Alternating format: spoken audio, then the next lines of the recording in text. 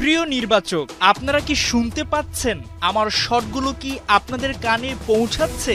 সিলেটের বিপক্ষে বিস্ফোরক ইনিংস খেলে সাব্বির রহমান যেন এসবই বলছিলেন মনে মনে। আইপিএলে সাকিব মুস্তাফিজরা খেললে যেমন পাখির চোখ করে থাকে ভক্তরা, একাদশে সুযোগ পাবেন কিনা তারা, তেমনি বিপিএলে ঢাকার একাদশের দিকে অধীর অপেক্ষায় চেয়ে থাকে সাব্বিরের ফ্যানরা। বিপিএল এর শুরুর দিকে একাদশে ছিলেন না, তবে চিটাগং কিংসের বিপক্ষে ৮২ রানের ইনিংস খেলে ঠিকই নিজের অস্তিত্বের জানান দেন সাব্বির। শুক্রবারও তার ব্যাটিং দেখার অপেক্ষায় ছিলেন ভক্তরা।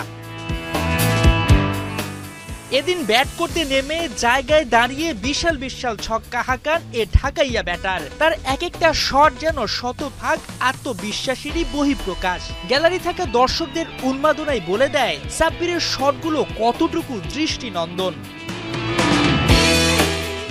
সিলেটের বিপক্ষে এ ব্যাটার বেশিক্ষণ টিকতে পারেননি। ১০ বলে করেছেন মাত্র ২৩ রান, যেখানে ছক্কার মারি ছিল ৩টা আর স্ট্রাইক রেট ২৩০। সাব্বিরের ইনিংসটা ছোট, কিন্তু টি-20তে যেমনটা প্রয়োজন অল্প বলে বেশি রান, ঠিক তাই করেছেন তিনি। যতক্ষণ ২২ গজে ছিলেন উত্তেজনা ছড়িয়েছেন, একই সাথে যেন বিসিবি নির্বাচকদেরও মেসেজ দিয়ে রাখলেন জাতীয় দলে ফিরতে।